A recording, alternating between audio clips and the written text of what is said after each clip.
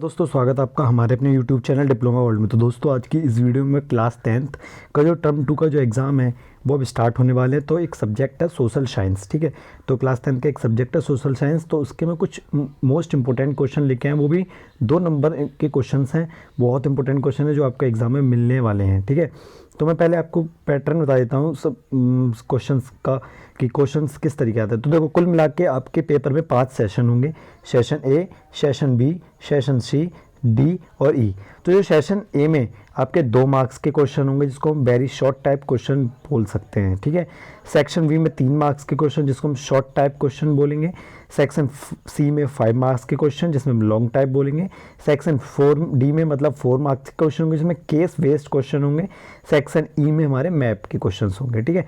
तो आज हम बात करेंगे इस वीडियो में सेक्शन ए के बारे में, ठीक है। जो आपका सेक्शन ए है जिसमें हम वेरी शॉर्ट क्वेश्चन की बात करने वाले हैं, ठीक है। जो हमारे 2 मार्क्स के क्वेश्चन रहने वाले। तो जो आपका पहला चैप्टर नेशनलिज्म इन इंडिया। तो उसके कुछ मोस्ट इंपॉर्टेंट क्वेश्चन है। मैं आपसे ये गुजारिश करूँगा आप ये वीडियो लास्ट तक ज़रूर देखें। अगर आपका कोई भी बच्चा या आपका भाई या कोई भी आपकी 10th क्लास में है तो आप उसको ये वीडियो का लिंक शेयर ज़रूर करें ताकि वो एग्ज़ाम में अच्छे से अच्छे मार्क्स लेके आ सके, ठीक है। तो जो पहला क्वेश्चन लिखा है what was the Rowlatt act, ठीक है। ये आपको क्वेश्चन तैयार करना है। फिर है why was the Khilafat movement started.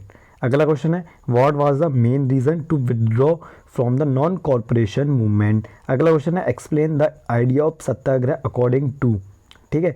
अगला क्वेश्चन है explain any 2 facts about the new economics situation created in India by the first world. अगला question explain the circumstance under which Gandhiji decided the call of the civil disobedience movement in। अगला question है How had the First World War created a new economic situation in India? Explain with 3, ठीक है।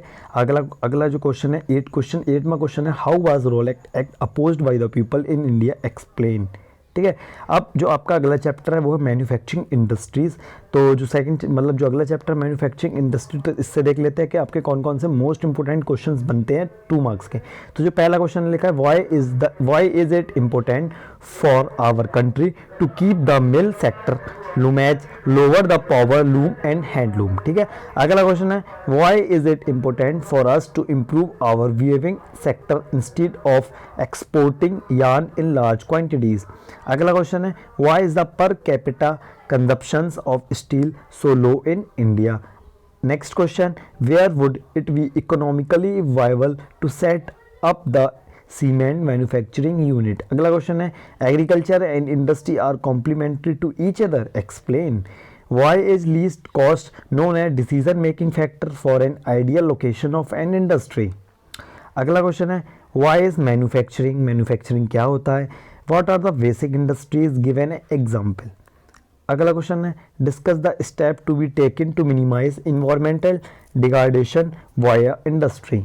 अगला question है name the important raw material used in the manufacturing of cement, ठीक है। अगला question है the economic strength of the country is measured by the development of manufacturing industries, support the statement with argument.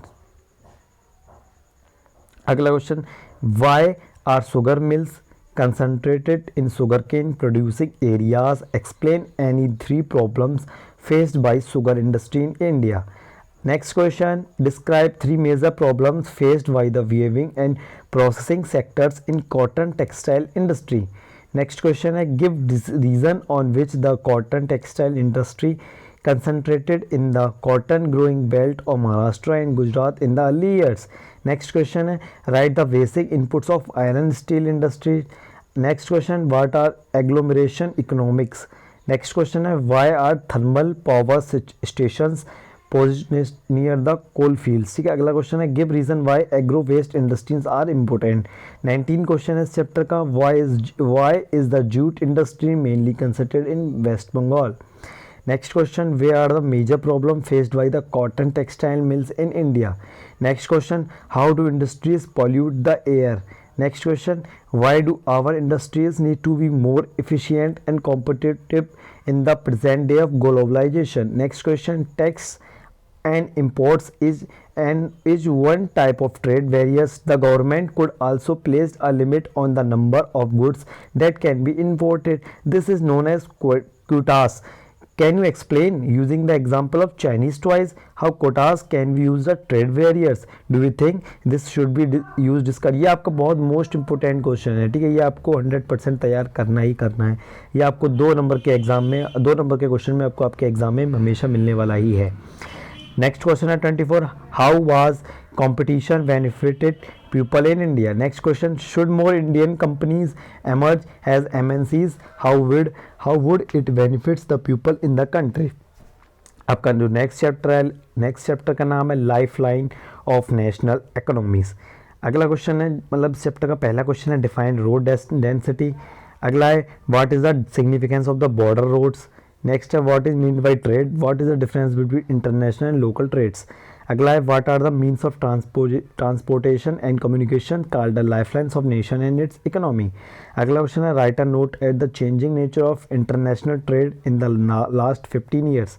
Next question, state any 3 merits of roadways. अगला question है efficient means of transport are pre requested for fast development, express your views in favour of the statement. Next question, how are the means of transport and communication complementary to each other, explain with 3 example. Next question, what is the significance of the border road. और next question है what is the difference between personal communication and mass communication. ये आपका बहुत important question है, most important question है, जिसमें आपको difference बताना है पर्सनल कम्युनिकेशन और मास कम्युनिकेशन में, ठीक है। अगला जो क्वेश्चन है वो what are the problem faced in Indian railways, ठीक है। अब जो आपका नेक्स्ट चैप्टर है, ठीक है, नेक्स्ट चैप्टर है आपका पॉलिटिकल पार्टीज़, ठीक है। इसका जो पहला क्वेश्चन है वो रहने वाला है what is the need of political parties, mention 3 components of a political party. Next question है discuss if political party shape public opinion. Next question, what are the functions of a political party. Next question, give the prescriptives for a political party. Next question, who is partisan exam, explain. How many major associative parties are good for democracy? Next question है what are the 3 national political parties, mention 3 symbols. Next question, can political parties create awareness among people and bring them closer? How do they do it? ठीक है। Next question, explain the term multi party system, give an example. Next question, define the term defection. Next question, write a short note on all Indian Trinamool congress AITC। Next question, elaborate of the communist party of India CPI, ठीक है। अगला question है why political parties are a necessary condition for a democracy. Next question, what do you mean by partisan? Next question, what are the 2 ways of carrying out political reforms in a democratic country? अगला question है give the reason why a multi-party system has evolved in India. Next question, what do you understand by a recognized party? Next question, what is depreciation? Why do MLA and MP commit depreciation? अगला question है how is dynastic succession related to lack of international democracy in political party? Next question, what are the 3 main component of political party? Next question, in which state does Biju Janata Dal exist a regional party? अगला question, no party system is ideal for all countries and in all situation, justify the statement with 5 argument, ठीक है। Next question है describe the 3 type of party system. Next question, what is a via party system? And next question and last question for this chapter, no party system is ideal for all countries and in all situations, justify the statement. आपका जो अगला chapter है वो है outcomes of democracy. तो जो इसका जो चैप्टर का, इस चैप्टर के जो इंपॉर्टेंट क्वेश्चन रहने वाले हैं वो पहला question, list out of any 2 merits of democracy. अगला है which 2 democratic country have very high degree of inequalities. अगला क्वेश्चन है study and political and social inequalities in democracy, show that inequalities do not exist under dictators, or true or false. अगला question है how does Indian democracy meet the expectation of Indian people regarding democratic outcomes, explain with example. Next question, democracy stands much superior in promoting dignity and freedom of the citizen, justify the statement. Next question, how is democracy a better form of government in comparison with other form of government, explain. Next question है is democracy all about coping with multiple pressures and accommodating diverse demand, ठीक है। Next question, it is democracy a better form of government when compared with dictatorship और any other alternative state a reason. Next question है, is the democratic government efficient and effective. अगला question है, give an example of which the democratic government is known as responsive government. Next question, explain the most basic outcome of democracy. Next question, why is democracy unable to guarantee economic development? Next question, what are the common features of democracy in most of the countries of the world? Next question, when democracy is considered successful? Next question, why is free or overwhelming support to democracy all over the world? Next question, next chapter का रहने वाला वो है money and credit. तो जो पहला आपका question है वो है, define the terms of credit, what are the 4 terms of credit, give example. Next question, what do you think would happen if all the depositors went to ask for their money at the same time. Next question, explain the meaning of collateral, why do lenders ask for collateral while lending? Next question, mention a reason why poor people still generally take loans from informal credit source that charges a very high rate of interest. Next question, what is called the term of credit? Next question, how does the use of money make it easier to exchange things? Next question, mention some examples of goods service being exchanged or wages being paid through barter. Next question, why is the modern currency used a medium of exchange? Next question, Salim want to withdraw 20,000 in case of for making a payments. Explain how to check payment would be made. Next question, what are the four advantage of self-help group for the poor? Explain. Next question, why are demand deposit considered our money? Next question, state the role of Reserve Bank of India.